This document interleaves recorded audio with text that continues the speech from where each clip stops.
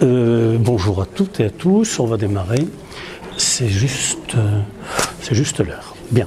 Alors nous allons retourner chez nos amis britanniques, enfin des îles britanniques plutôt, pour terminer ce petit exposé sur ce qu'on ne va pas aller jusqu'à appeler la gastronomie des îles britanniques, parce qu'il ne faut pas employer de grands mots, mais comme je l'ai dit la dernière fois, moi j'ai vécu 3 ans là-bas, je fais partie des gens qui pensent vraiment que la réputation de mauvaise nourriture n'est pas exacte. Franchement, elle n'est pas exacte. Alors, que dans les familles on mange mal, ça c'est autre chose. D'accord, mais est-ce qu'on mange vraiment bien dans beaucoup de familles françaises? C'est une question. Il y a quelques années, des industriels... Oui, madame? Est-ce qu'on peut parler un peu plus fort? Vous n'entendez pas? On n'entend pas bien. Pas bien? Ben, alors je vais essayer de parler plus fort. Moi, j'aime mieux m'en passer. Hein. Mais voyons. Oui? Comme ça? Dites-moi, parce que Ah non, j'ai pas trouvé de... Il n'y a pas de réglage. Il n'y a pas de réglage. Comment je fais? Sans micro? C'est peut-être pas mal sans micro, non? Si je parle fort. Moi, j'aime mieux, hein, personnellement. Ça va? Oui, parce que... Bon. Oui, je disais, est-il certain que dans les familles françaises, on mange... Dans certaines familles françaises, on mange vraiment mieux? La question mérite d'être posée. Moi, j'ai bien connu un industriel de Lyon qui avait missionné un cabinet d'audit pour étudier la possibilité de commercialiser ses produits, des produits alimentaires tout prêts, si vous voulez, à manger. Il faisait notamment des viandes en sauce pour les vendre dans des conditionnements qui pouvaient aller directement sur la table. C'est-à-dire que les gens tapaient dedans en famille avec une cuillère. Je vous avoue, je l'ai vécu. Donc, on peut se poser des questions. Alors, soyons charitables avec nos amis britanniques et reconnaissons chez eux ce qui est intéressant. Et entre autres, je vais vous parler du chicken pie. On parlait un petit peu de recettes. Alors, chicken pie, mot à mot, tourte de poulet. Voilà. La tourte de poulet, c'est un très très bon exemple de la survivance dans la nourriture, dans l'alimentation des Britanniques, de ce qui se faisait à l'époque médiévale. Pour ceux d'entre vous qui ont assisté aux exposés sur l'histoire de la cuisine, j'avais beaucoup insisté sur le fait qu'au Moyen-Âge, on faisait essentiellement des rôtis et des pâtés. Essentiellement. Bien. On mettait tout en pâté. On faisait de la pâte et puis on mettait des tas de trucs dedans, du gibier, des légumes, de la viande, de la volaille, du poisson, des œufs, tout et n'importe quoi. Et les Britanniques ont gardé, sans aucun doute, de nombreuses habitudes venant de cette époque médiévale. Vous allez voir, on va en voir de nombreux exemples. À la fois dans ce qu'ils mangent et dans la manière dont ils conçoivent l'alimentation. Alors, le chicken pie, c'est une tourte de volaille qui se fait normalement dans un plat en terre. Ce plat en terre sera clos par une abaisse de pâte, anciennement de la pâte à pâté, aujourd'hui de préférence du feuilletage. Pâte feuilletée, c'est plus joli, c'est plus croustillant, c'est plus agréable à manger. Mais ce n'est qu'une variante. En réalité, l'idée, c'est d'enfermer dans un plat, de façon très close, des éléments qui vont cuire ensemble, les saveurs vont se mélanger, et si tout se passe bien, on va avoir quelque chose d'intéressant. Et c'est le cas du chicken pie. C'est le cas. Comment fait-on? Eh bien, on commence par préparer un poulet en ragoût. Alors, chacun le fait comme il veut. On peut le faire en ragoût à brun, on peut le faire en ragoût à blanc, on peut le faire comme une blanquette, on fait comme on veut, ça n'a pas d'importance. Ce qu'il faut, c'est qu'il y ait de la sauce. Évidemment, si on veut qu'il y ait du moelleux, il faut qu'il y ait de la sauce. Et une fois que ce poulet est réalisé, eh bien, dans le fond du plat, on va mettre des tranches de poitrine de porc, fumées ou non, souvent fumées, bien grillées, bien croustillantes. On va les déposer, on va chemiser tout le fond du plat avec ça. On va mettre des quartiers d'œufs durs, cuisine médiévale, les œufs durs qui venaient un petit peu partout. On va mettre des quartiers d'œufs durs. On va mettre souvent, pas forcément, mais souvent, de ces pois anglais, de ces gros pois dont les Français se moquent beaucoup, mais à tort, parce qu'ils sont très bons, hein, ces gros pois. Nous, on parle de petits pois, eux, ils parlent de peas, tout simplement, c'est-à-dire de pois. Hein, voilà. Ils ne cultivent que ça, d'ailleurs. Hein. Les petits pois, ça les fait rigoler. Je trouve ça complètement idiot. Et on va mettre également des légumes, du carotte, du céleri. Là, si vous voulez, chacun va avoir son... Seule l'idée est importante. L'idée, c'est qu'on va cuire de façon fermée, étanche, un certain nombre d'aliments dont les saveurs vont se mélanger, qui vont donner du moelleux. Je peux vous assurer que c'est très bon. Évidemment, quand c'est bien fait. Quand c'est fait par des gougnafiers, ça ne vaut rien, mais évidemment. Bon, quand c'est bien fait, c'est très bon. Et on va trouver cette recette principalement dans le sud du pays. Alors, les habitants du Devon, notamment les habitants d'Exeter, la tête sur le billot, ne voudront pas disconvenir du fait que le chicken pie, c'est le Devonshire. D'ailleurs, on dit en Angleterre chicken pie in Devonshire style, c'est-à-dire à la façon du Devonshire. Bon, peu importe parce que d'autres disent la même chose et c'est un plat que l'on va rencontrer assez souvent. On va le manger dans les pubs, on va le manger, bon, et ça méritait d'être cité pour ceux d'entre vous qui ne le connaissaient pas. Vous pouvez vous essayer à le faire, c'est pas compliqué. Alors, en plus, il y a un gros avantage. C'est que ça, vous le faites. Vous avez des gens le samedi à midi à table, vous le faites le vendredi, voire même le jeudi. Il suffira de le passer au four pour cuire la pâte feuilletée et la colorer, et en même temps chauffer tout le total, et il n'y a plus qu'à le mettre sur la table. Moi, personnellement, qui suis devenu très très paresseux avec les années, culinairement parlant, j'aime bien ce genre de choses. J'aime bien. On fait ça quand on a le temps, quand on peut. Et puis quand les amis sont là, ben, ma foi, on peut s'asseoir avec eux. On n'est pas obligé de rester debout devant le fourneau. Hein, n'est-ce pas? Voilà. Parce que le masculin assis dans le canapé, c'est debout dans la cuisine, vous le saviez. Alors, l'Irish stew, le ragoût irlandais. Stew, le ragoût, Irish stew. Alors, cette photo ne rend pas justice à ce qu'est la réalité de l'Irish stew. Aujourd'hui, il est presque toujours préparé en sauce brune. Un peu comme un navarin d'agneau, si vous voulez.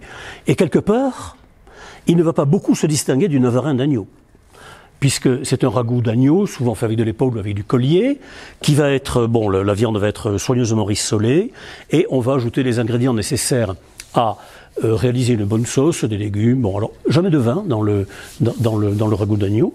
Ce n'est pas nécessaire parce que l'agneau a beaucoup de saveurs. Voilà. Et cet Irish stew qui est presque toujours servi aujourd'hui en sauce brune, eh bien, je suis désolé, à l'origine, c'est blanc.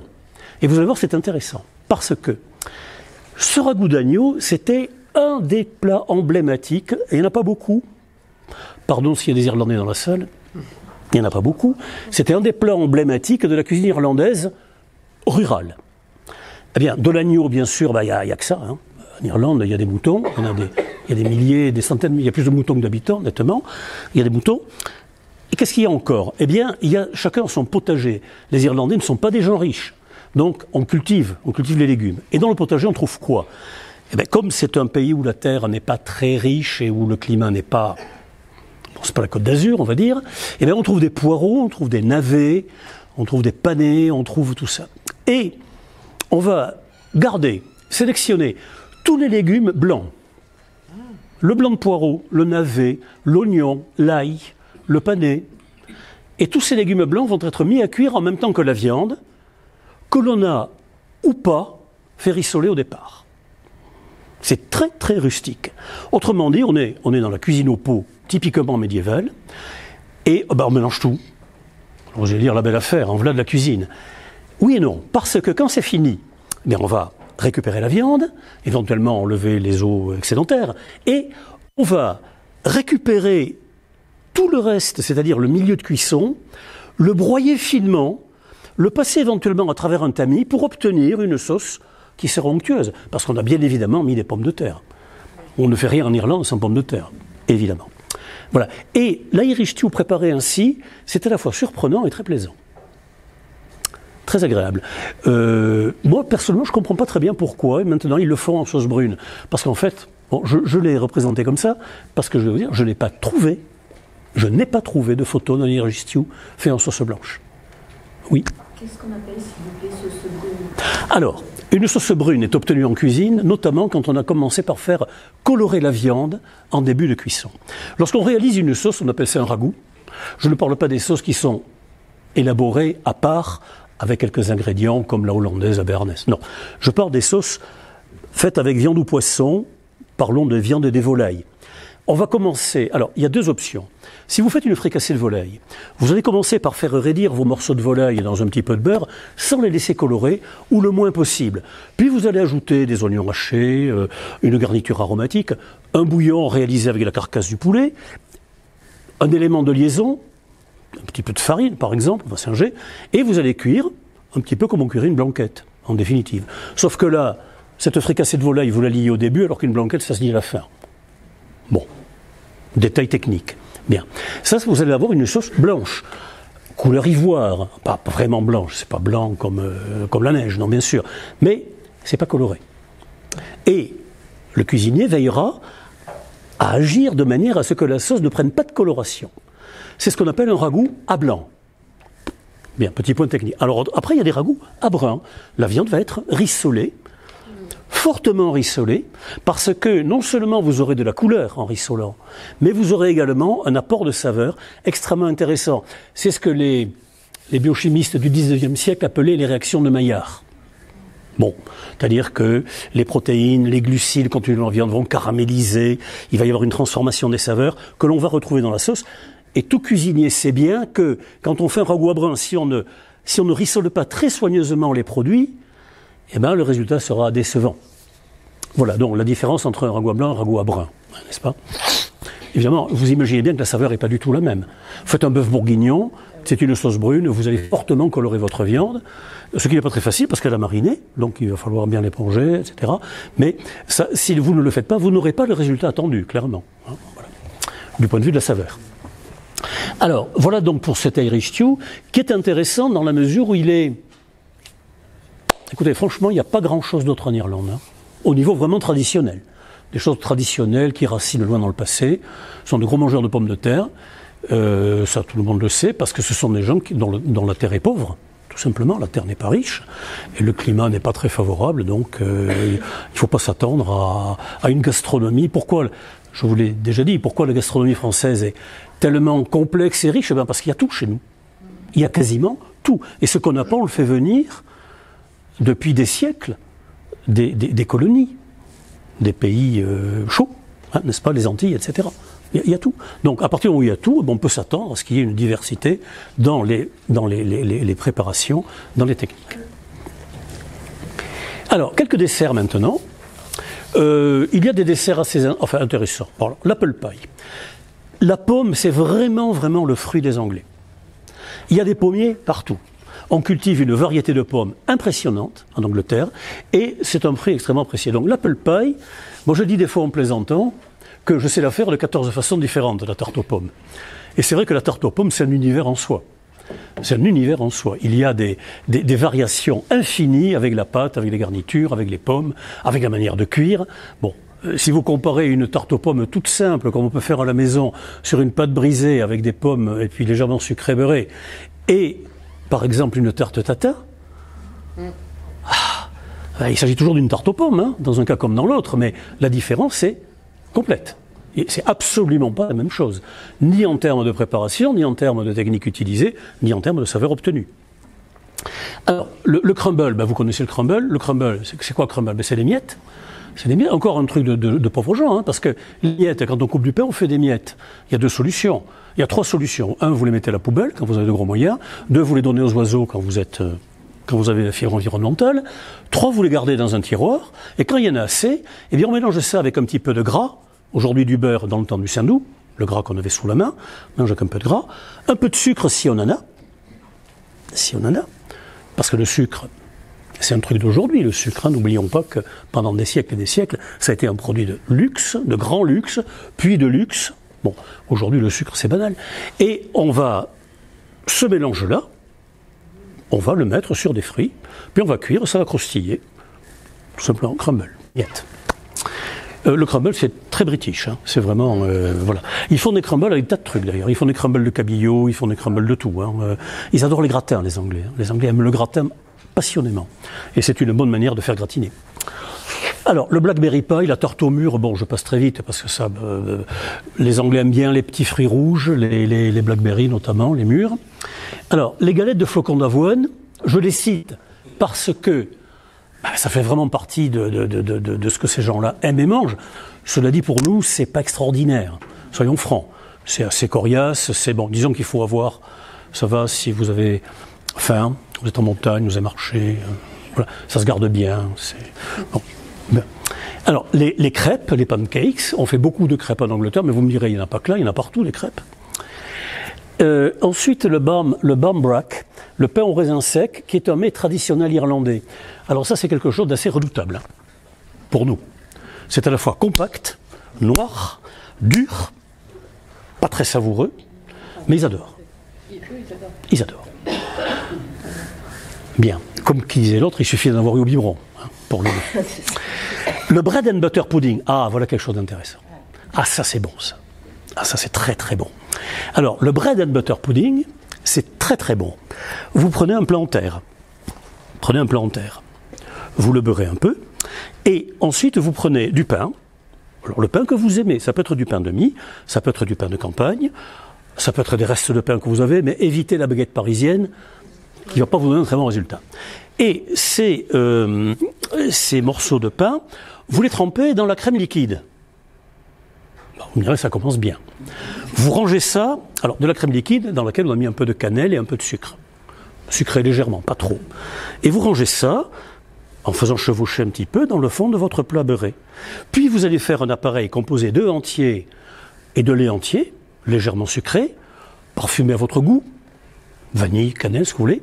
Vous coulez juste à mi-hauteur et vous cuisez à four chaud. C'est délicieux, ça se mange tiède. Le bread and butter pudding. Le pudding, en fait, j'en parlais du pudding, hein, ça n'a rien à voir avec le pudding, mais ils appellent ça pudding. Pudding, c'est... Tout est pudding, ou presque, là-bas. Voilà. Et ça, c'est une très très bonne recette. Et je peux vous assurer que quand on fait ça, quand on met ça sur un buffet de dessert, ça part très vite. Parce que le premier qui prend dit « Ouh là là, que c'est bon !» Tout le monde se jette dessus. Ça marche très bien. C'est très bon. On peut le faire dans des plats un peu grands, à portionner. On peut le faire dans des petits ramequins. Ça marche très bien aussi. Un mot sur la tarte au citron. Alors, la tarte au citron, c'est anglais. Rendons à César ce qui m'appartient. Sans aucun doute, la tarte au citron, c'est anglais. Et pour faire de la tarte au citron, il faut du lemon curd. Crème au citron. Curd, crème au citron. Alors, je vous donne là une recette que moi je trouve très bonne et que j'ai ramenée de là-bas et qui était faite par la maman de ma copine. Voilà. Moi j'en faisais déjà, mais c'est pas si bien. Alors un jour, parce que ça ne savait rien faire d'autre, elle faisait la tarte au citron. Quand je mangeais chez eux, je lui dis « Oh, nice !» Alors, can I get a recipe? Et donc, elle m'a donné la recette. Voilà, alors vous mettez 4 jus de citron, alors 4.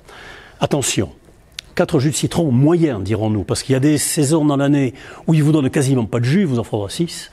Il y a des saisons où avec 3, ça fera l'affaire, parce qu'ils sont gros et très juteux. Voilà, donc ça, c'est quand même... Là, il y a une approximation. Je dirais que si on devait peser le jus, on en mettrait environ 120 grammes, à peu près, hein, 120 grammes de jus. Voilà. Et 2 zestes que l'on râpe pour renforcer la saveur. Évidemment, choisissez des citrons bio, parce que sinon, vous allez vous empoisonner au thiabendazole. On ne meurt pas d'un coup. Hein. On ne meurt pas sur le coup. Avec le thiabendazole, on meurt lentement, ce qui tombe bien, car on n'est pas pressé. Voilà. Bien, 2 zestes de jus, 6 œufs entiers, 250 grammes de sucre et 150 grammes de beurre. Et on met tout ça dans une casserole. Alors attention, mettez les œufs au dernier moment. Parce que si vous mettez les œufs en contact avec le sucre et le jus de citron, et puis vous allez faire un tour au marché, quand vous allez revenir, gare le désastre, les œufs ils seront coagulés complètement. Donc c'est bon pour la poubelle. Vous mettez vos œufs au dernier moment. Et vous allez porter votre récipient, votre casserole, peut-être un four un petit peu épais, sur un feu doux, et vous allez travailler au fouet pour monter tout doucement la température. C'est d'une simplicité. Moi, je le faisais faire à mes enfants quand ils étaient petits. Alors que se passe-t-il? Eh bien, quand le mélange va arriver à 37-38 degrés, le beurre va fondre. Les œufs, il ne va rien leur arriver, ça coagule aux alentours de 58 degrés, les œufs. Donc les œufs, ils vont se mélanger. Le beurre fond, le sucre se mélange, le citron, tout va bien. Vous allez avoir un liquide très fluide, jaune, bien sûr, qui va tout doucement... Alors, ce qui est important, c'est pas aller trop vite. Vous allez cuire le fond, faire du blanc coagulé en bas, et effectivement, vous serez déçu du résultat. Donc, vous allez le monter tout doucement en température. Il va venir un moment, on remet au fouet, il va venir un moment où ça va faire bloup, bloup, bloup. C'est prêt. C'est prêt. Que s'est-il passé? Les œufs ont coagulé partiellement, à cause de l'acidité du citron. Le beurre lui a fondu, et quand tout ça va refroidir, le beurre va figer, ça va vous donner une crème très moelleuse, prise. Ça ressemble à une pâtissière peu liée, si vous voulez. très parfumé, c'est vraiment délicieux. Alors, évidemment, il faut que le fond de tarte soit déjà prêt. Parce que cette crème, vous ne pouvez la couler que quand elle est chaude. Donc il faut que votre fond de tarte soit prêt et cuit. La crème étant prête, vous coulez dedans, vous lissez à la cuillère et le tout est joué. Si vous êtes très courageux, une meringue. Une meringue pour décorer le dessus que vous flamberez au chalumeau. Mais la meringue n'est en aucune manière nécessaire et les Anglais n'en mettent jamais. Voilà, moi j'ai jamais vu de meringue sur la tarte au citron. Voilà pour la tarte au citron qui est un grand classique de la cuisine anglaise. Ah mais on ne recuit pas avec la crème dessus alors. Jamais de la vie. Ah, Jamais de la vie. Ah non, vous auriez un résultat horrible.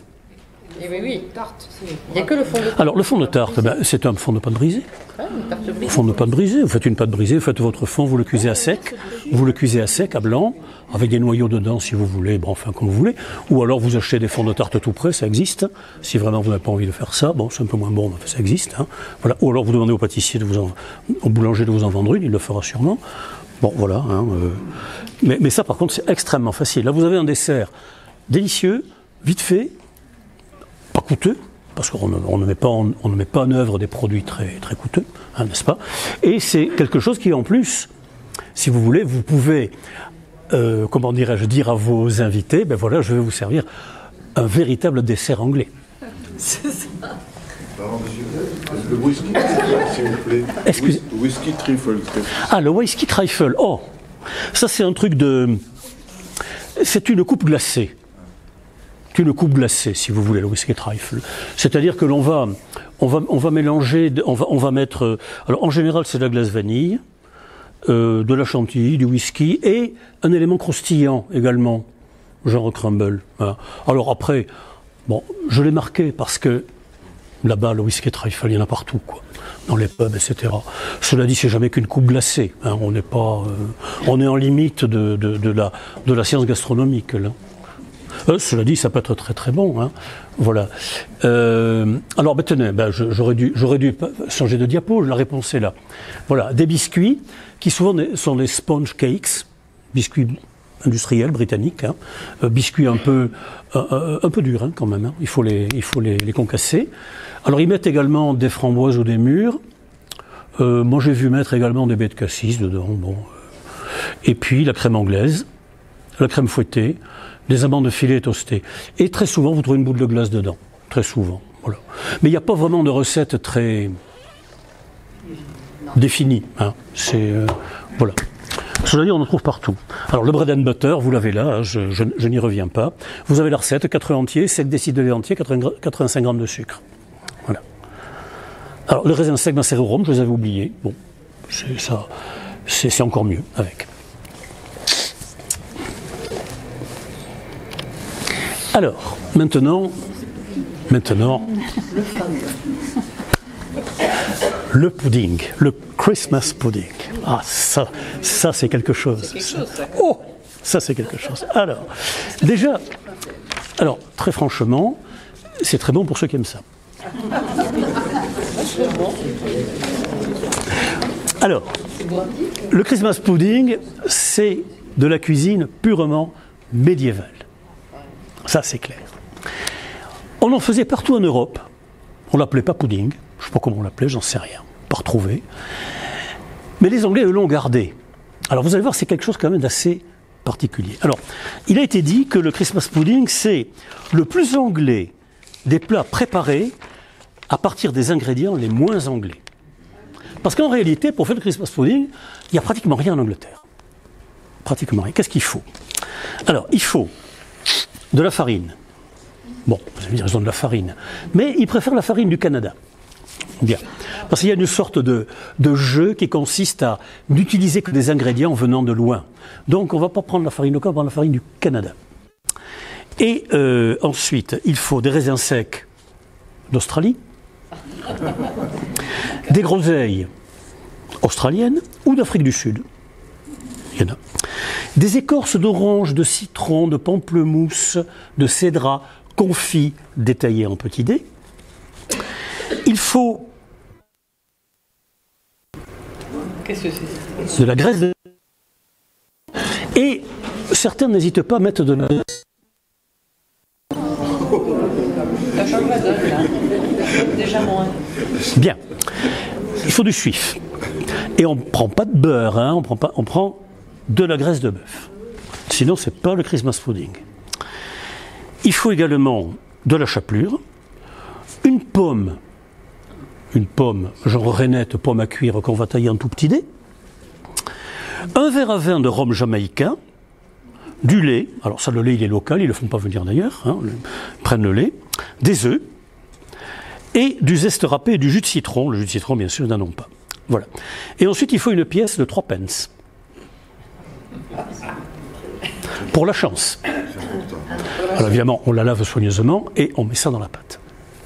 En espérant que celui qui veut la trouver aura la chance de ne pas se casser les dents. Alors, on mélange tout ça dans une bassine bien graissée. Mélange soigneusement. C'est dur, c'est épais. On le met dans un torchon et on le fait cuire soit dans l'eau bouillante, soit suspendu sur une marmite qui fait de la vapeur d'eau. Au moins 3 heures. Au moins 3 heures. Ça va dépendre de la taille du pudding, minimum 3 heures. Et attention, ça se fait le premier dimanche de l'Avent. C'est-à-dire un mois, grosso modo, avant le moment où on le mangera. Alors vous allez dire, bon, c'est compact, c'est... d'accord. En plus, ça va rassir, oui. Alors qu'est-ce qu'il faut faire? Eh bien, on va l'arroser très copieusement de rhum. On va flamber et reflamber et reflamber. Pudding de Noël, mais il ne faut pas, quand on habite en Angleterre et qu'on fréquente des Anglais, se moquer du pudding de Noël. Il ne faut pas faire ça parce qu'ils ne le prennent pas bien. Hein, ils ont tout de suite quelque chose de désagréable à nous dire, relativement aux escargots, aux grenouilles. Voilà. Bien. Alors, pour la Noël 1931, ça va vous plaire. Un pudding de Noël géant a été préparé au Royal Albert Hall à Londres. C'est grand, hein, c'est une salle de concert, mais bon. Je ne sais pas s'ils avaient enlevé les sièges, j'en sais rien. Et c'était un événement caritatif pour le dispensaire populaire des animaux malades. Les Anglais aiment beaucoup les animaux, donc il y avait un organisme qui recueillait les bêtes malades, blessées. Il fallait recueillir des fonds.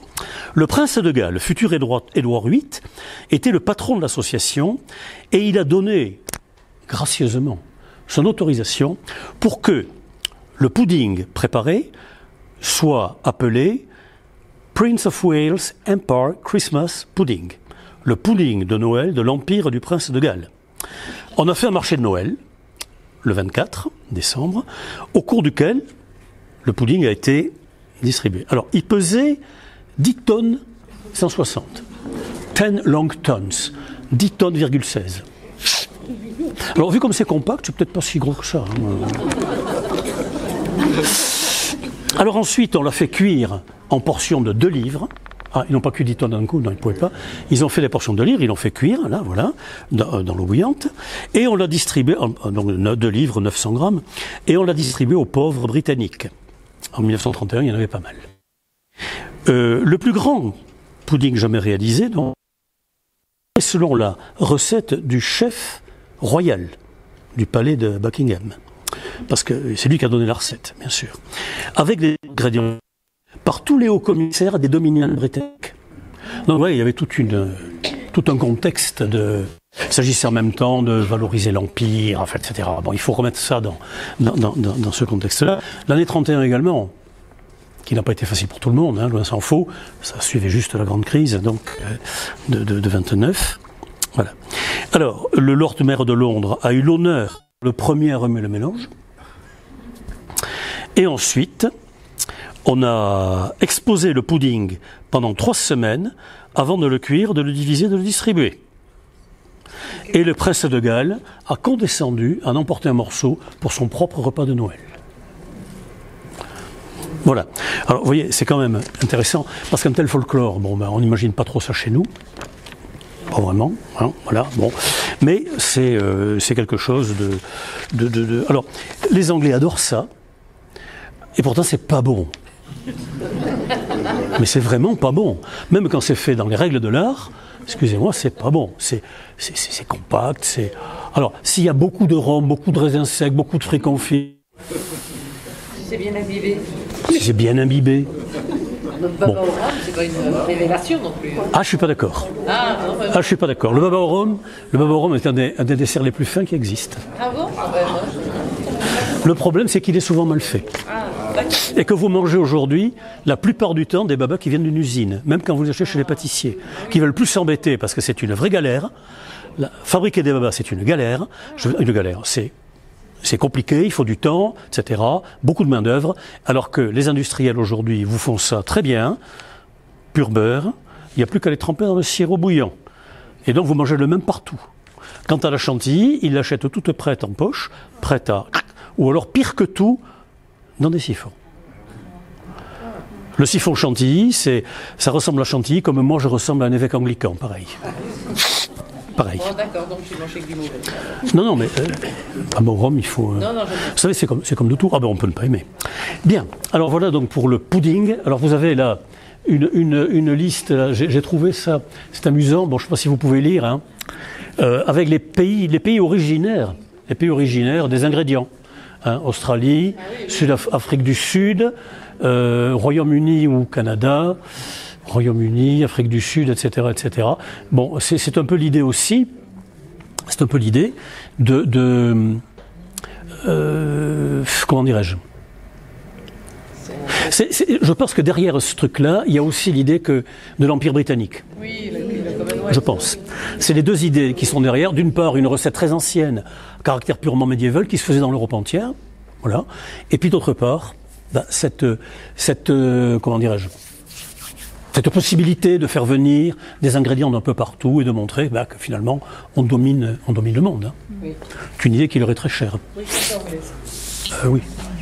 Bon, ça leur a un peu passé, mais... Oui. Alors, quelques produits vraiment illimités. Alors, je fais une sélection, parce que pas non plus... j'ai essayé de me limiter à ce qu'il y a. Alors, le chutney. Alors, le chutney, on l'a bien adopté. Combien de fois vous sertons du chutney, même dans les restaurants ici, avec le foie gras? Combien de fois?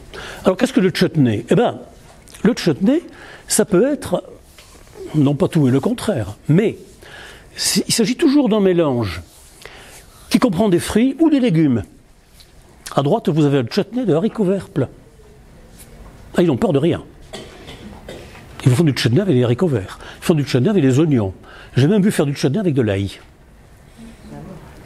Bon, c'est spécial. Donc, on va utiliser usuellement des fruits comme les pommes, les prunes, les mangues ou les raisins. La mangue va très très bien pour faire ça. Et on cherche évidemment la douceur apportée par le sucre des fruits. On va cuire ça avec du vinaigre, du sucre s'il en faut, parce que si vous utilisez des mangues, on n'a pas besoin de sucre évidemment, du sucre s'il en faut, des épices, cannelle, gingembre, girofle, des oignons, presque toujours présents dans le chutney, les oignons, et des piments. Alors les piments, c'est à volonté, on aime ou on n'aime pas, mais ça peut être parfois très virulent, le chutney, hein, dans certains cas. Auquel cas, on vous prévient, il vaut mieux. Voilà. Alors, c'est un emprunt à la cuisine indienne, c'est le mot chutney, le mot hindi chutney, qui désigne un mélange de fruits et d'épices, tout simplement. Voilà, et donc j'ai noté, ils peuvent faire du chutney à peu près avec n'importe quoi, ça leur fait pas peur, y compris les haricots verts quand même. Hein. Je ne sais pas si nous y aurions pensé, je ne suis pas sûr qu'on y aurait pensé. Voilà. Le chutney, donc, c'est un produit qui s'est bien exporté, puisqu'on arrive, nous, à le servir avec le foie gras local. Donc ça veut dire que ce n'est pas sans intérêt gastronomique. Vous voyez comme quoi on a tort de dire du mal des Anglais. On a tort. Ah, la clotted cream. Alors ça, la clotted cream, je ne sais pas si l'on trouve chez nous, je crois pas. C'est une crème à texture très épaisse, très très épaisse, la cuillère tient dedans vraiment, hein, qu'on obtient quand on a laissé refroidir plusieurs heures un lait de vache qui avait été chauffé à environ 39-40 degrés à peu près. Il se produit une fermentation bactérienne qui va donner la texture de cette crème, qui est de la crème, mais texturée très serrée. Voilà. Alors, elle est incontournable avec le tea time, les scones, les muffins, incontournable, hein, il y a toujours un petit pot, en prend qui veut bien sûr, hein, voilà. Et puis en général on vous en sert avec la tarte aux pommes. vous avez presque toujours droit à la clotted cream avec la tarte aux pommes, à disposition, un peu comme dans les restaurants italiens, on vous met le parmesan avec les pâtes dans un petit pot, voilà, on prend qui veut. Ça c'est un produit vraiment très très british, ils en consomment énormément, et j'ai pas essayé d'en trouver ici, il y a des gens qui en ont vu par ici, non? Je crois pas, hein. Ça s'exporte pas bien ce truc-là, je crois pas. Les shortbread, alors shortbread, c'est un nom générique, shortbread. Le pain court, ça veut rien dire.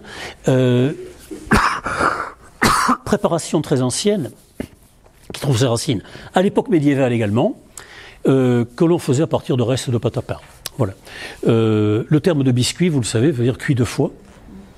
Non, un biscuit, c'est quelque chose qui a suivi une première cuisson plus ou moins accentuée et qui ensuite va au four. Alors le shortbread, vous trouvez très facilement des biscuits anglais ou non qui sont qualifiés de shortbread.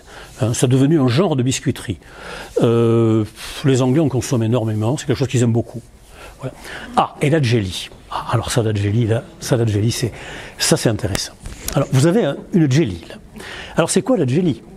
Eh bien, c'est de l'eau sucrée et parfumée, additionnée de gélatine, en quantité suffisante pour que ça fige au froid et qu'on puisse le démouler. Alors, ne rions pas trop, parce que nos petits-enfants sont très friands de ces saletés de bonbons, de toutes les couleurs, horriblement acides. C'est jamais que de l'eau sucrée gélifiée. Alors, soyons gentils, ne nous moquons pas des Anglais. Sauf qu'ils en font un dessert. Et que, dans la bonne société, autrefois, il n'y avait pas de pique-nique sans jelly. C'était obligatoire. Obligatoire. Alors, est-ce que c'est bon? Bah écoutez, c'est gélatineux, c'est sucré, c'est acidulé, ça peut sentir le fruit selon ce qu'on a mis dedans. Bon, bah, voilà. Après, on aime, on n'aime pas. Mais c'est british. Très british.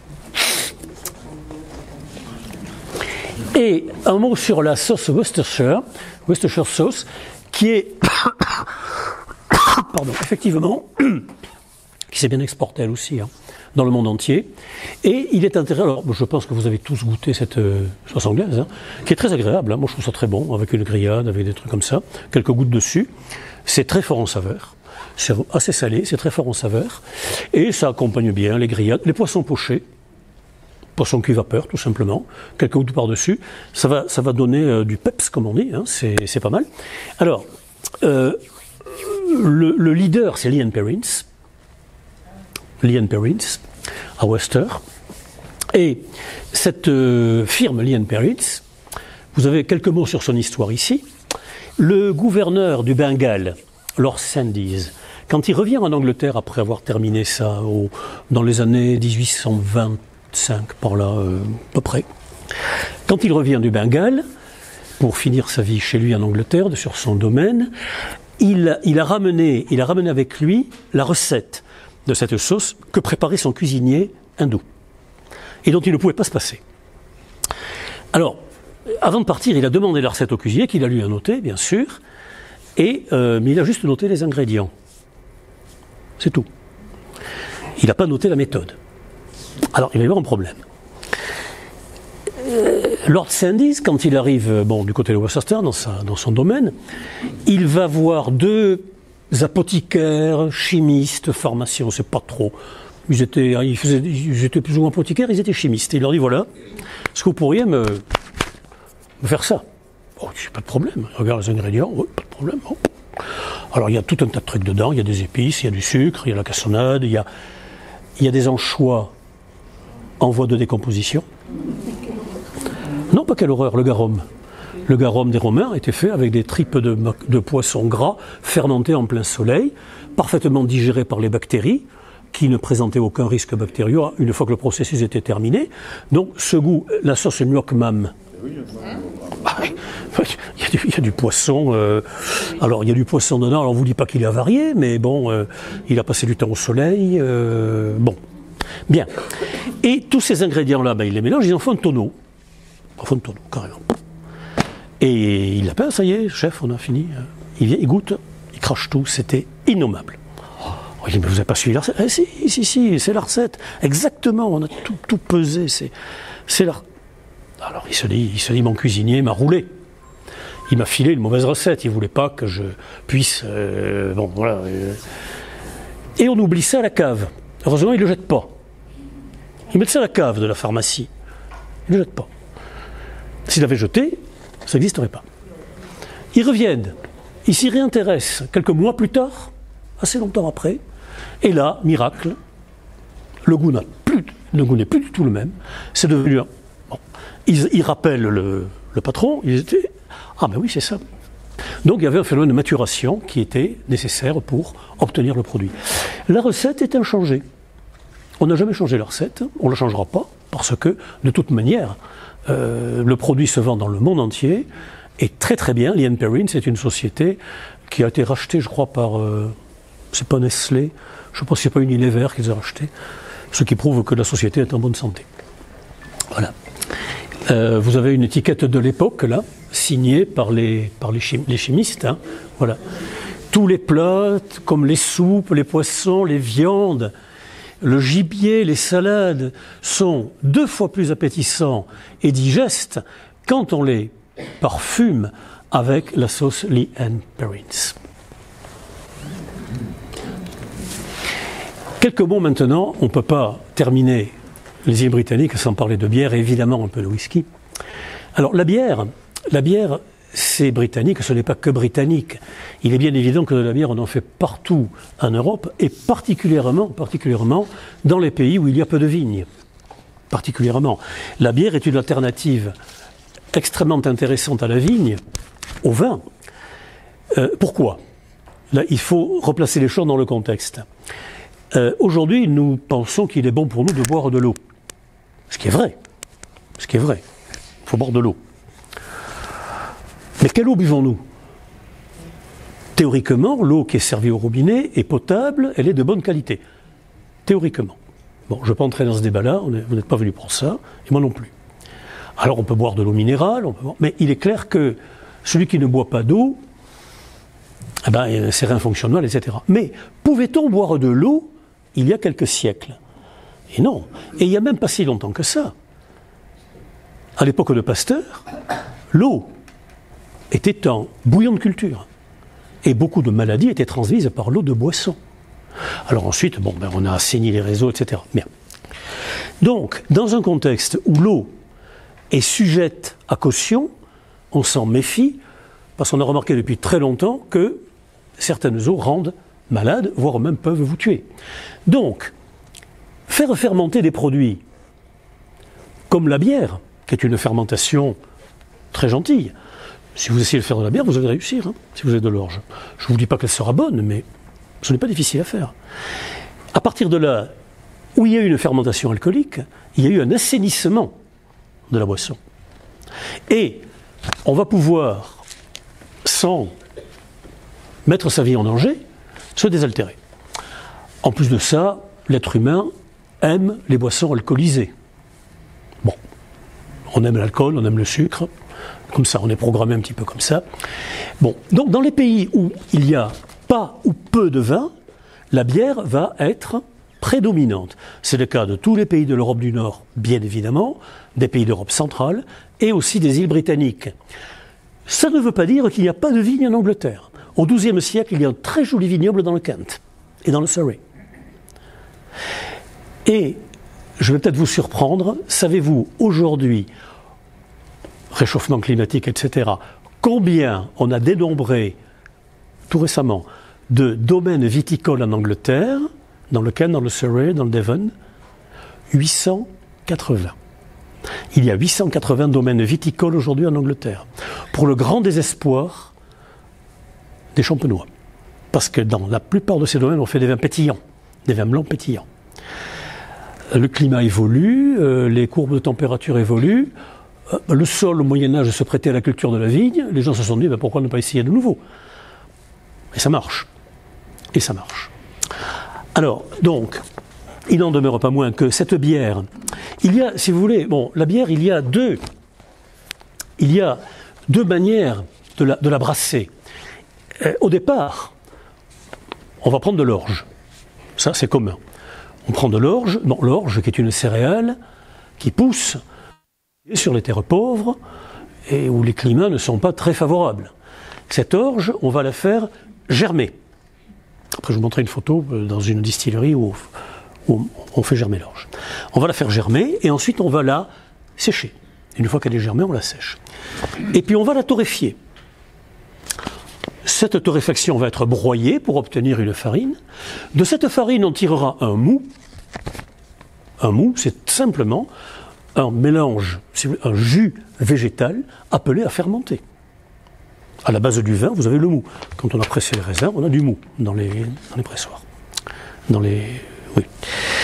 Donc, ce mou va porter en fermentation.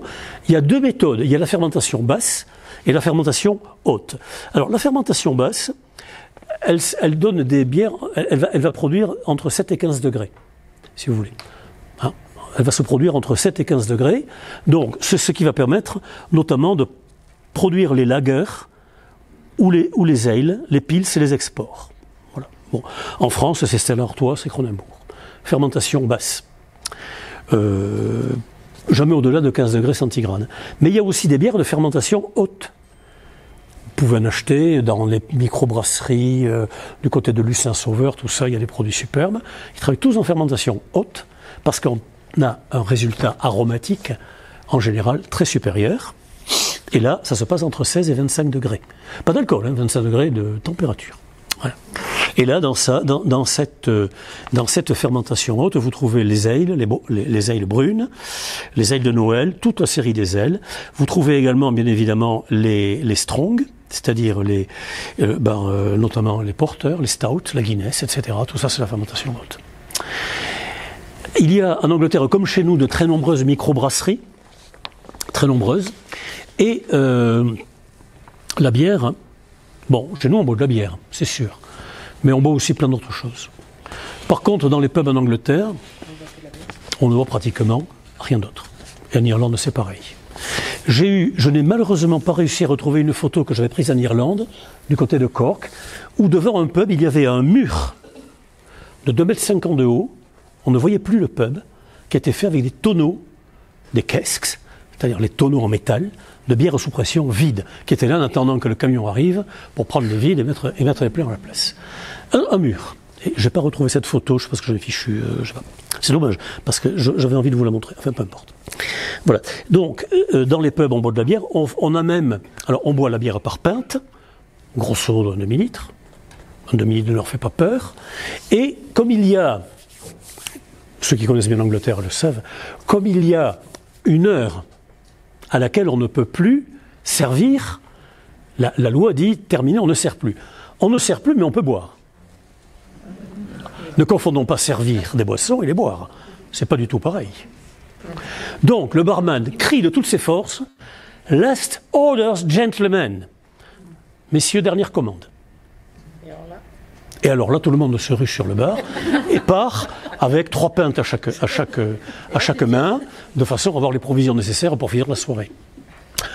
Autre sujet d'étonnement, pardon mesdames, mais la première fois que je suis entré dans un pub, je suis allé aux toilettes et là j'ai vu qu'il n'y avait pas de... Il y avait une plaque en métal sur tout un mur avec une rigole et puis de l'eau qui coulait. Voilà. Bon, ceci explique un cela, j'imagine. Alors chez les dames, c'est différent, bien sûr. Voilà. Bien. Alors cette bière, qui était une institution, ils font même des bières au yard, des verres qui font 1 yard.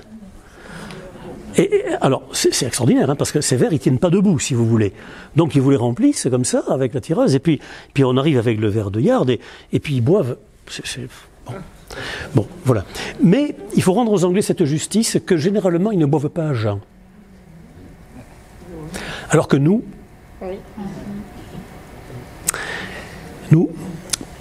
la coutume de l'apéritif n'a pas vraiment cours en Angleterre.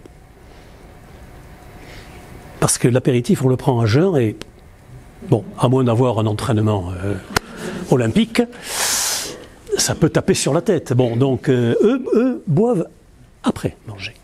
Voilà. Bon, c'est une différence, à mon avis, assez significative.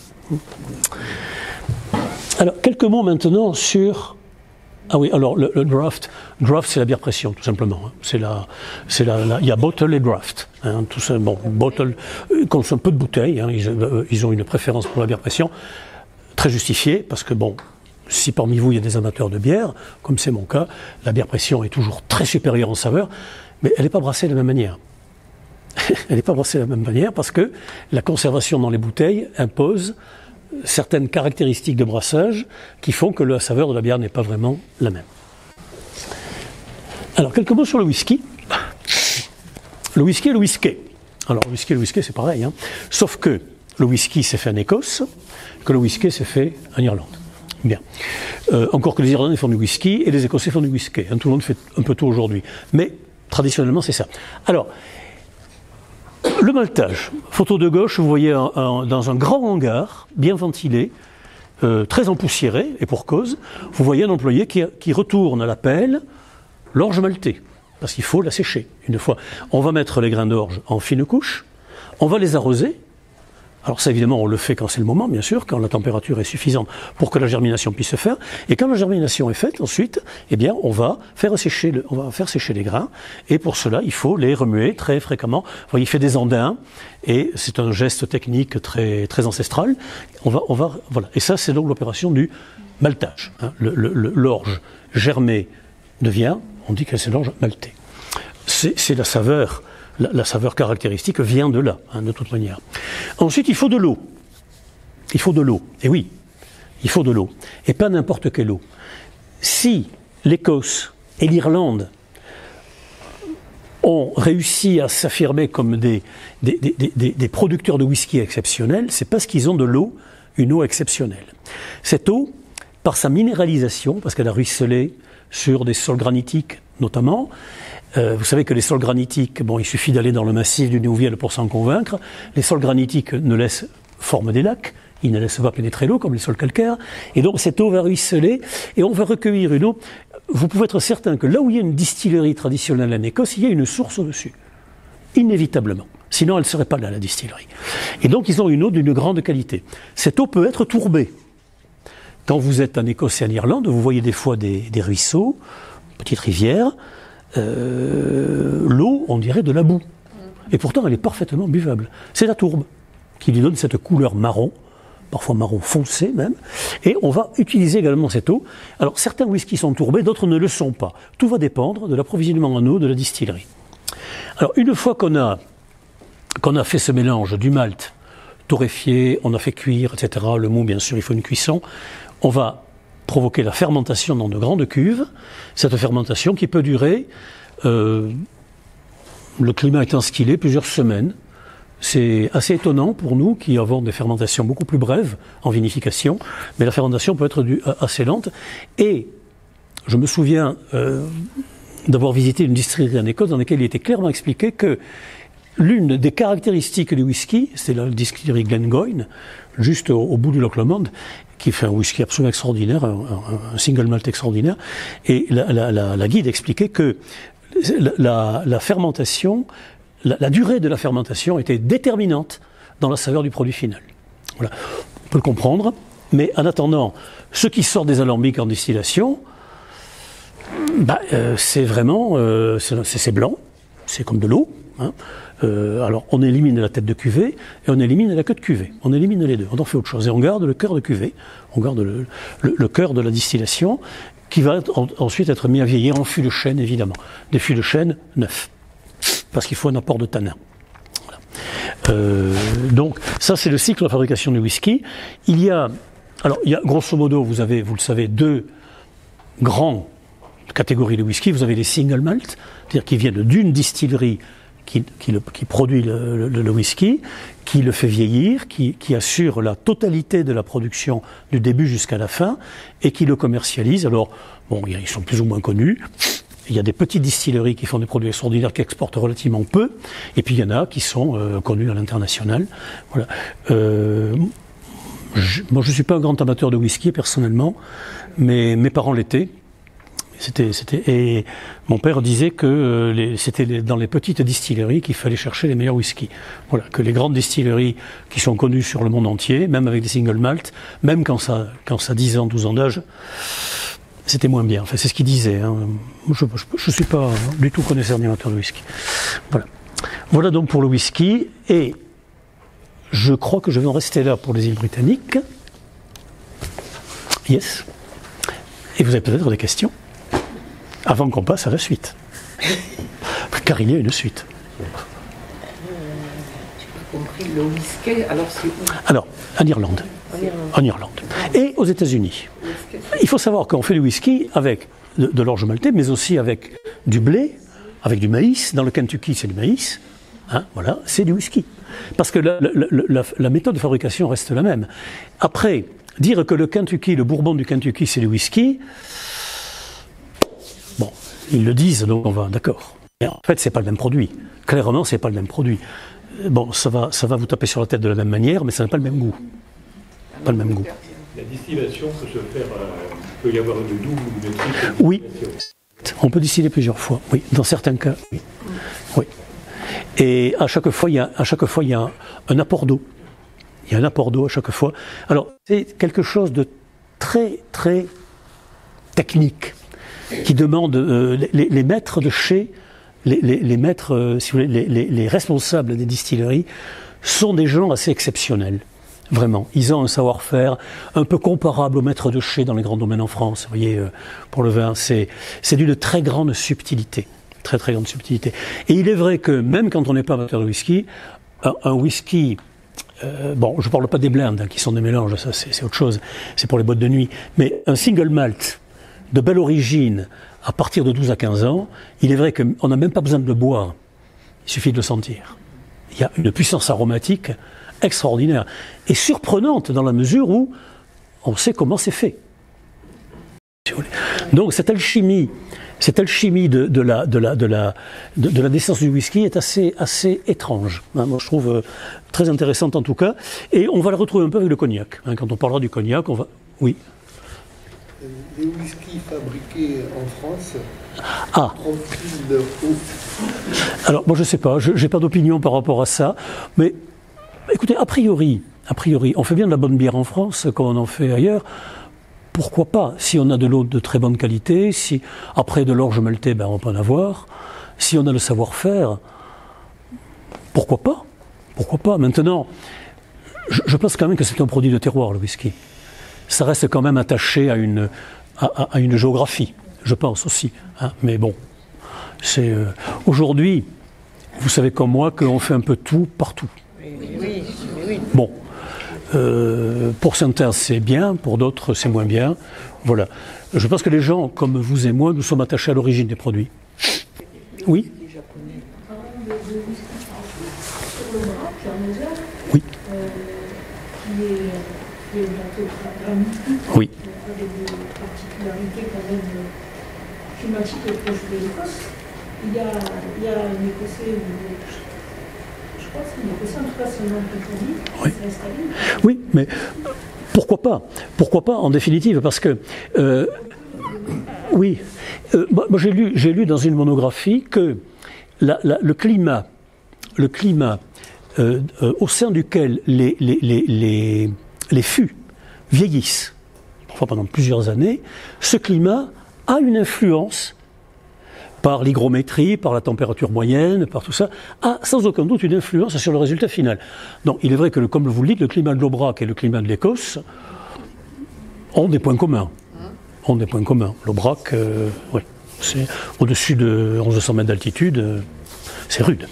Voilà. Oui. Pour ceux qui seraient intéressés, il existe un film de Ken Loach Ah oui. qui s'appelle La part des anges. La part des anges. Absolument extraordinaire. Je l'ai vu. Oui. Oui. C'est le monde oui. du whisky, c'est vraiment oui. quelque chose de... Et La part des anges, alors je serais curieux de connaître le titre anglais, parce que la part des anges, c'est pour les bouilleurs de cru de cognac, c'est la fraction du distillat qui va s'évaporer dans l'atmosphère, obligeant ainsi à remplir les tonneaux à nouveau en fin de vieillissement. Hein, donc, je pense que là, si vous avez le titre anglais, ça serait intéressant. Angel's Share. Bien, bon, ben alors donc Ken Loach a dû s'informer sur ce qui se faisait dans le cognac. Nous l'avons passé l'an dernier à l'atelier cinéma de l'UTL. Très bien, très bien. Pour ceux qui... Il y en a quelques-uns qui l'ont vu. Pas dans le cas de l'UTL, mais je l'ai vu et revu. Il y a aussi la dimension sociale. Totalement. Voilà, c'est une loge. Mais il y a l'atmosphère. Intégré dans le monde Bien. Alors, je vous propose maintenant, on continue à voyager, allons faire un petit tour en Alsace. Alors, l'Alsace qui est une région, une des régions françaises les plus atypiques, sans aucun doute, ne serait-ce que par son histoire. C'est une histoire très mouvementée, vous le savez. Moi, quand j'étais en formation à l'école normale, à Paris, j'avais un collègue de formation un peu plus âgé que moi qui m'a dit un jour, il parlait dialecte avec un autre, ils étaient de Strasbourg tous les deux, et bien que, bon, il avait la trentaine, hein, disons, il parlait dialecte. Et un jour, je lui dis, bon, je vais vous parler dialecte quand même, entre vous, vous n'avez pas l'impression que c'est un petit peu des vieilles lunes, ça, quand même? Non. Ah, il dit, attends, je suis né français. Mon père est né allemand. Mon grand-père est né français. Et mon arrière-grand-père est né allemand. Qu'est-ce que tu dis de ça? Nous, on a une identité et on y tient. L'Alsace.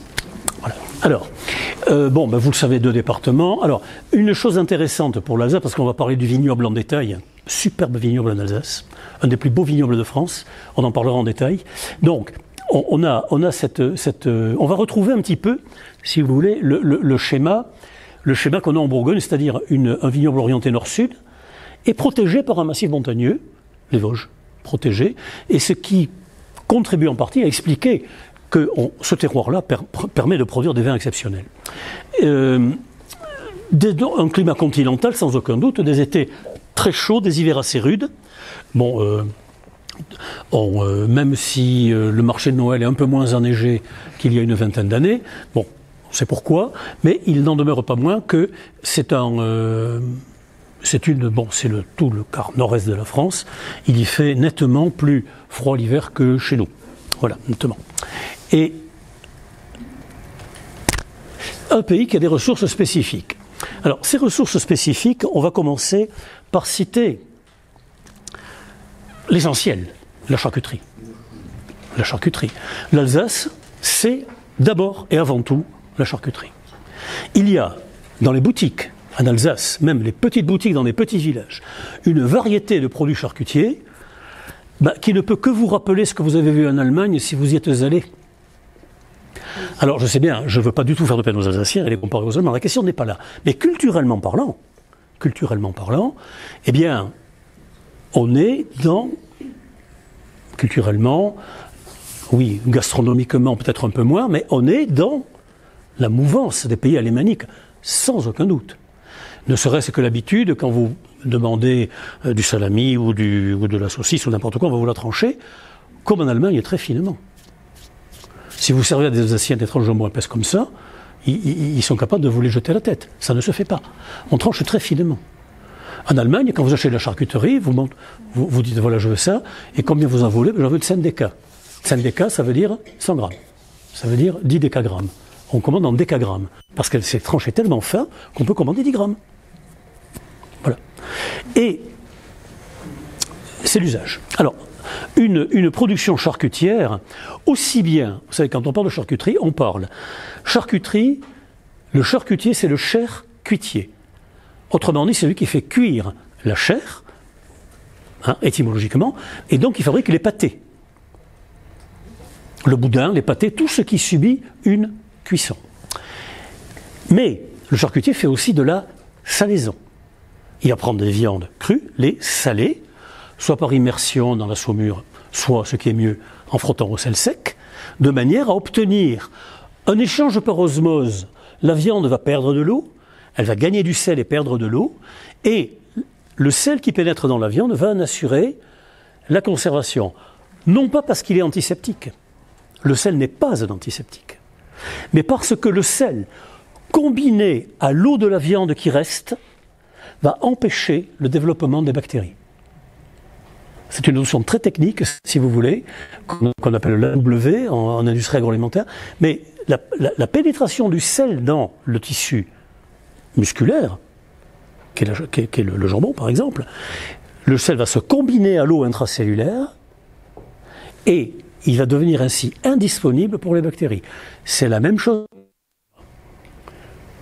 Quand l'eau est combinée à du sucre, les bactéries, à partir d'une certaine concentration, ne peuvent plus disposer de cette eau. Donc elles ne peuvent plus se développer, car elles ont besoin d'eau. C'est le principe de la salaison. À cela, ajoutons le fumage, procédé traditionnel silanais. Alors, est-ce que dans le temps, on faisait du fumage pour le goût?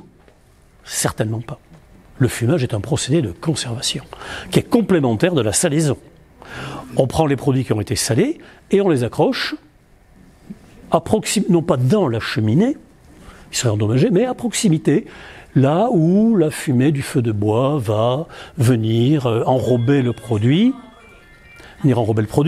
et il faut savoir que il n'est pas bon d'abuser de charcuterie fumée, même quand elle est faite de façon traditionnelle, parce que le produit qui se dépose et qui pénètre, c'est la créosote. Or, la créosote, qui est le résultat de la combustion du bois, est notoirement un produit carcinogène. Ou cancérigène, je ne sais pas comment il faut dire, peu importe. Non, il ne faut pas en abuser. Bon, évidemment, c'est pas parce que vous mangez une tranche de poitrine de porc fumé que vous allez avoir le cancer, évidemment, mais une consommation répétée usuelle n'est pas conseillée. Voilà, donc vous avez charcuterie, salaison, produits fumés, qui sont le trépied de cette charcuterie alsacienne, dont la diversité est énorme. Alors, particulièrement au niveau des pâtés, en croûte ou non, et au niveau des saucisses. Alors, que sont les saucisses? Eh bien, les saucisses, c'est tout ce qui est dans un boyau, petit, moyen ou gros. Vous avez de gros cervelas, vous avez des gendarmes de saucisses fumées fines comme 2 doigts, pour servir avec la choucroute, une variété extraordinaire. Je pense qu'il y a probablement des dizaines, peut-être des centaines de produits différents, traditionnellement, dans ce domaine-là. Qui restait très très artisanal en Alsace. Il y a énormément d'artisans charcutiers qui font eux-mêmes leurs produits. D'ailleurs, ça fait partie, quand on va en Alsace, ça fait partie du charme du voyage. Il y a le vignoble et les charcuteries, pour moi.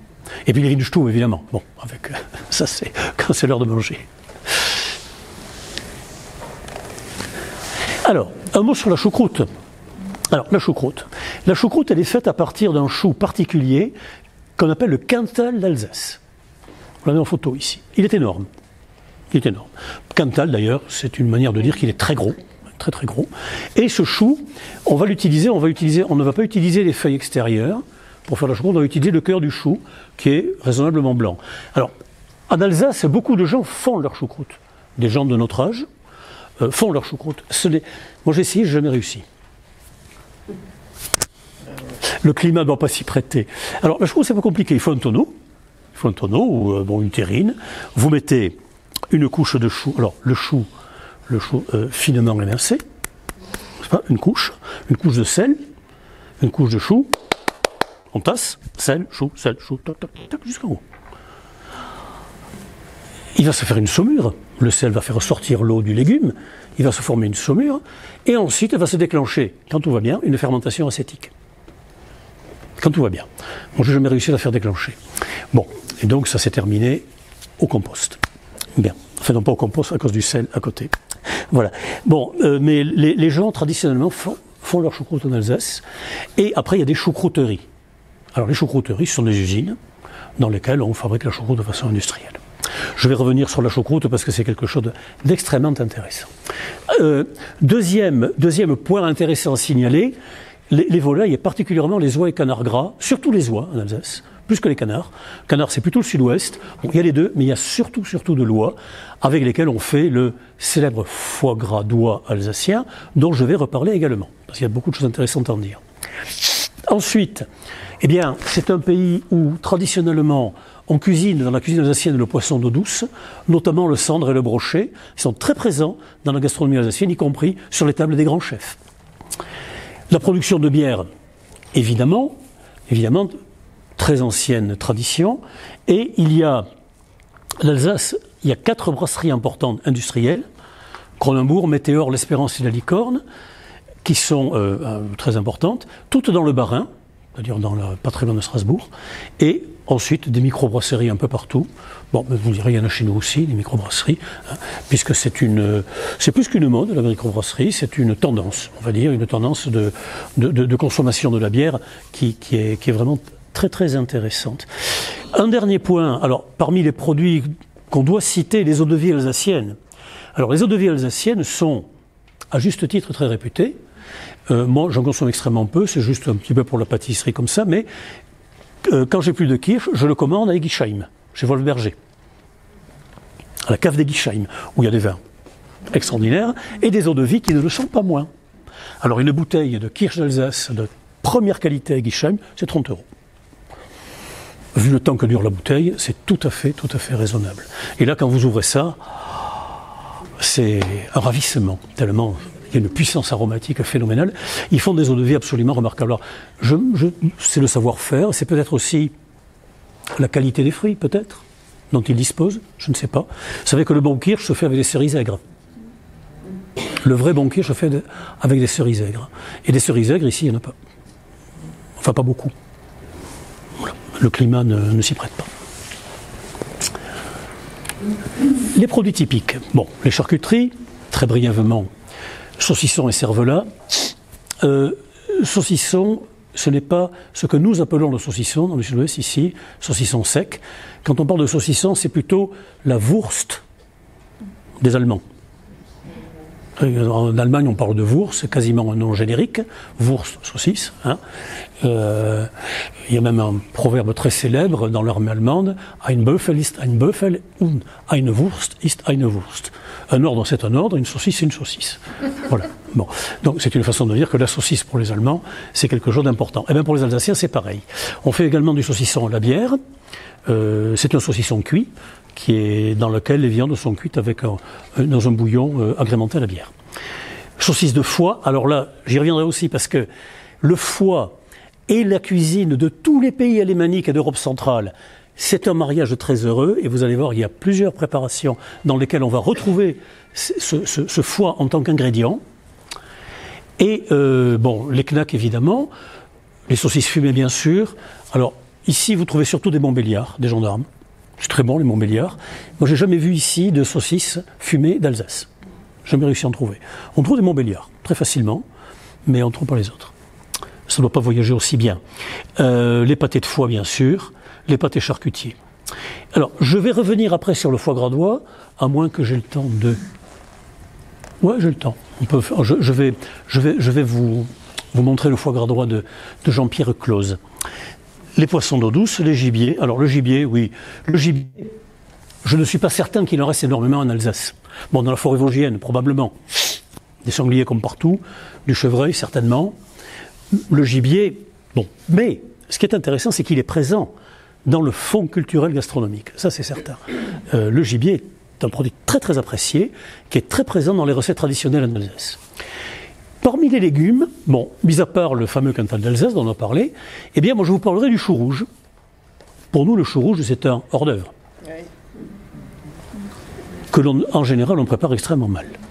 Parce que, eh bien, c'est du chou rouge, le salé un peu et mettre de la vinaigrette dessus. Moi, je me botte un coup de pied dans le derrière. Pas comme ça qu'on prépare le chou rouge. Le chou rouge, il faut les bouillanter au vinaigre, il faut... Bon. Bien. Mais le chou rouge, pour les Allemands, les Autrichiens, les Hongrois, et les Alsaciens, c'est un légume que l'on cuit. On l'émince et on le fait cuire dans un milieu sucré acide. Le sucre étant rapporté en général par de la gelée de groseille, l'acidité par du vinaigre rouge. Et vous allez trouver cette habitude-là jusqu'en Hongrie et jusqu'au Danemark. Ça arrive des fois. Bien. Non. Bon, donc ce chou rouge va être servi, notamment avec les rôtis de porc. Le rôti de porc, c'est pratiquement incontournable. Le chou rouge bleu, alors ils appellent ça chou rouge braisé. Il n'est pas vraiment braisé, il est cuit comme je vous l'ai dit. Et on va le servir avec le rôti de porc. Et puis évidemment des pommes de terre, bien sûr. Vous avez également les asperges de Heurt, dans le Bas-Rhin. Pas très loin de Strasbourg, un village, dans lequel les sols sont très sablonneux. L'asperge a été introduite.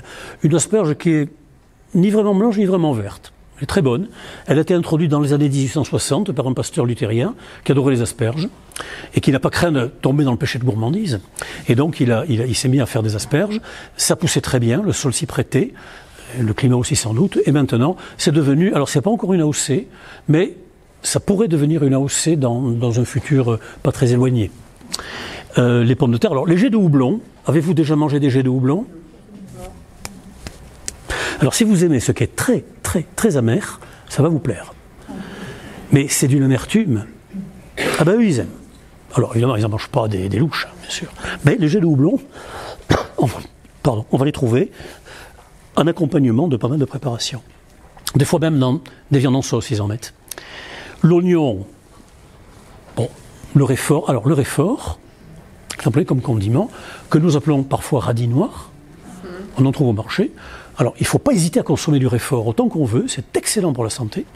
Bon, il faut prendre la précaution de l'éplucher, parce que la peau noire n'est pas terrible à manger. Puis ensuite, vous le râpez, et vous le mangez comme ça, en vinaigrette, ou vous le mangez avec une cuillère de crème fraîche. C'est très très bon, et c'est, paraît-il, puissamment antioxydant. Or, nous avons besoin d'antioxydants, n'est-ce pas? Voilà, tout ce temps que nous sommes. Dans les fromages, 2 AOC, le Münster et le Jérôme. Excusez-moi, j'aurais dû mettre une majuscule à Jérôme. Qui sont, bon, très voisins, n'est-ce pas? Mais, alors le Münster, c'est comme le Livaro, c'est comme le Pont-l'Évêque, c'est comme qu'est-ce qu'il y a encore d'assez redoutable là, du côté de Lille, là, par là, je ne sais plus, peu importe. Maroilles, voilà, bon. C'est un fromage qui peut paraître redoutable quand il est sur le plateau, mais qui est délicieux à manger. Voilà. Alors le Münster se mange quand il est bien onctueux, bien poisseux à souhait, n'est-ce pas? Voilà. Hein.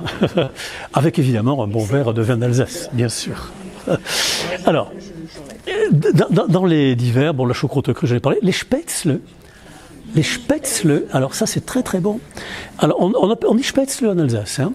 En Italie du Nord, ça va s'appeler spatzelli, c'est la même chose.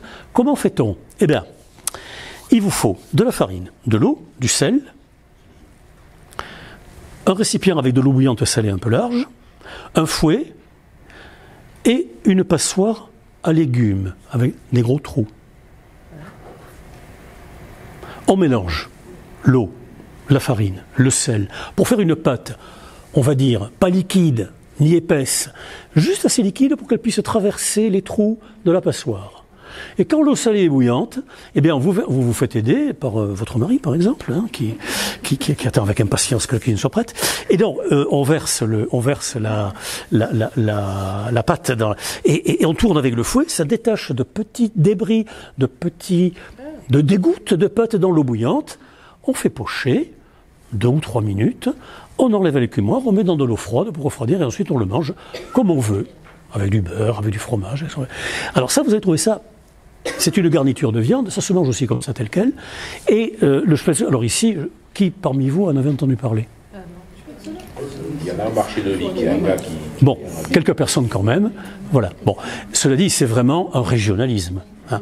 C'est un régionalisme, et on peut dire que s'il y en a en Alsace, c'est parce que l'Alsace, du point de vue culinaire et gastronomique, est quand même assez tournée vers l'Est. Ah, voilà. Bon. Le miel de sapin des Vosges, vous savez que le miel de sapin, c'est, je ne vais pas vous dire que c'est pas du miel, c'est du miel, mais ça n'est pas fait à partir de fleurs. Et non, comment les abeilles font-elles du miel de sapin? Le sapin n'est pas mellifère. Donc comment les abeilles font-elles du miel à partir de sapin? Comme le chêne du reste. Miel de chêne, miel de sapin, comment font-elles? Elles sont malignes. Hein. Eh bien, elles prélèvent le jus sucré des pucerons. Voilà. Elles font ce que font les fourmis. Elles traient les pucerons, elles ramènent ça à la ruche, elles le digèrent, elles en font du miel. Alors, entre le jus sucré sécrété par les pucerons, qui est un excrément, hein, et le nectar des fleurs trouvé dans les calices des fleurs, ben, il s'agit toujours, dans un cas comme dans d'un jus sucré. Mais c'est vrai que les pucerons, c'est très sucré. Très très sucré. Voilà comment est fait le miel de sapin des Vosges, réputé à juste titre parce que c'est un produit assez exceptionnel. Voilà. Qui, paraît-il, guérit le rhume. C'est ça. Mais dans le grog, hein, quand même. Et le pain d'épices du pays de Bar, bon, j'en dis un mot, mais c'est pas du pain d'épices.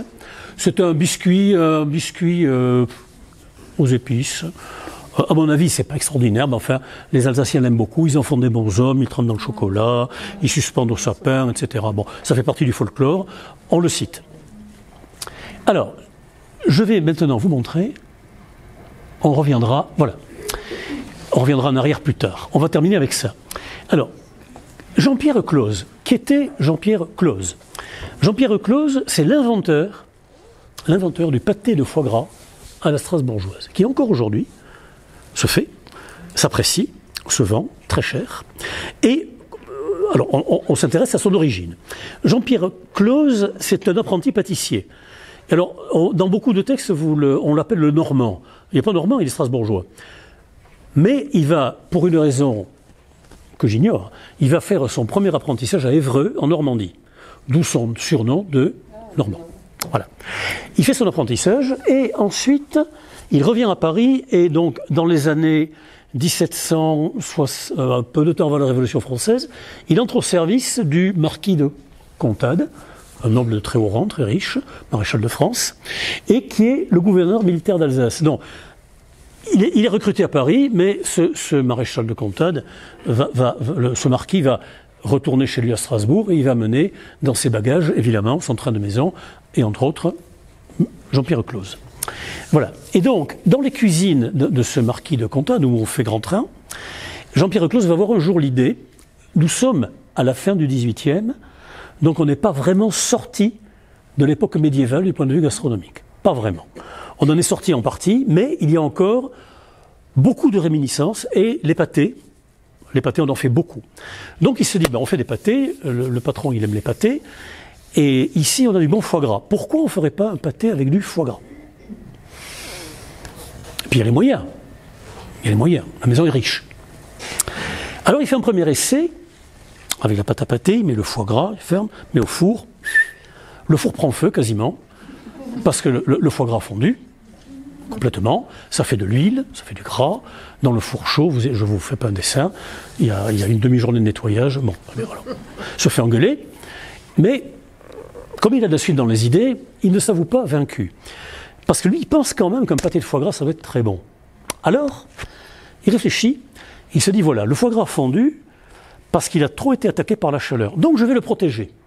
Alors il fabrique une farce, avec de la chair de veau, de volaille, un peu de graisse de rognon, etc. Il fabrique une farce, et il tapisse, un peu épais, l'intérieur de son pâté. Voilà, vous avez le pâté et puis le couvercle qui est posé dessus. Il tapisse l'intérieur avec une couche épaisse de cette farce.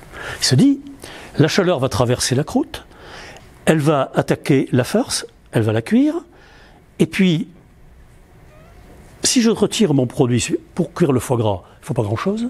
Si je retire mon pâté suffisamment tôt, le foie gras sera poché, il ne fondra pas. Pari gagné. Pari gagné. Ce faisant, il prouvait simplement que culinairement parlant, il savait réfléchir. Donc, il met au point cette recette de pâté. Le maréchal, le patron, tombe à genoux. Oh! Mais quelle idée! Mais qui vous a montré? Ah, votre Excellence, c'est moi qui l'ai inventé. Oh! Très bien. Tenez mon brave aussi pour votre plaisir. Et donc, cette recette-là, le maréchal est tellement content qu'il lui dit, vous allez m'en faire quelques-uns, on va les envoyer à la cour du roi à Versailles. Hein. Parce que c'est là-bas que se fait la mode. Et puis, il voit une occasion de se faire bien voir, évidemment, parce qu'il est notoirement gourmand. Et donc, voilà, on envoie des pâtés à Versailles. C'est un gros succès. Le pâté de foie gras à la strasbourgeoise est né. Vous avez ici une image qui date, une gravure qui date de l'époque, grosso modo, avant la Révolution française. Et juste après, pardon, je vais vous dire pourquoi, juste après. Donc, Jean-Pierre Clauze normalise en quelque sorte sa production. Hein, il l'a au niveau et il va de façon à pouvoir le commercialiser lui-même, parce que là, il n'a pas le droit de commercialiser. Il n'est pas maître, ne peut tenir commerce qu'un maître. Et oui, c'est le système encore des jurandes, des maîtrises. Il y a les maîtres artisans et les ouvriers. Les ouvriers sont là pour travailler et se taire, les artisans sont là pour faire tourner le commerce. Il y a des règles très strictes de non-concurrence, etc. Bon, C'est Necker qui essaiera dans un premier temps de faire voler tout ça en éclat, il ne réussira pas. Et c'est en 1791, là par contre, plus personne ne discute, plus de corporation. Bien. Donc il va s'inscrire à ce qu'on appelle à Strasbourg, non pas la compagnie, mais la tribu des pâtissiers. Et il reprend une boutique où il va vendre son pâté. Ce pâté va être exporté dans l'Europe entière, en hiver évidemment. En hiver évidemment, parce qu'il n'y a pas de frigo à l'époque. Donc il va être exporté dans l'Europe entière. Dans toutes les cours d'Europe. C'est un produit très coûteux, mais il y a la clientèle. Et aujourd'hui encore, si vous voulez, cette recette de Jean-Pierre Clauze, professionnellement parlant, elle est toujours exécutée. En 1790, il va s'associer avec un certain doyen, qui lui vient du sud-ouest, de Saint-Périgourdin, je crois. Hein. Alors lui, effectivement, il dit, c'est très bien ton truc, mais on mettrait des truffes. Hein. Et alors on va mettre des truffes. Parce qu'il n'y a pas de truffes en Alsace. On trouve parfois un peu de truffes blanches en Alsace, comme en Bourgogne, mais de la truffe noire périgourdine, il n'y en a pas en Alsace. Donc on va truffer le pâté, de façon à le rendre encore plus agréable à manger, parce qu'il est certain que la truffe et le foie gras d'oie, c'est un ménage heureux. Je vous remercie. Merci beaucoup.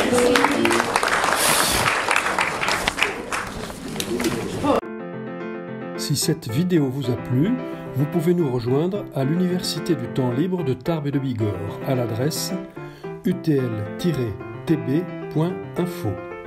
Vous pouvez aussi nous encourager en cliquant sur le pouce vers le haut. Les commentaires de soutien sont également les bienvenus. Et n'oubliez pas, si ce n'est déjà fait, de vous abonner. Merci et à bientôt.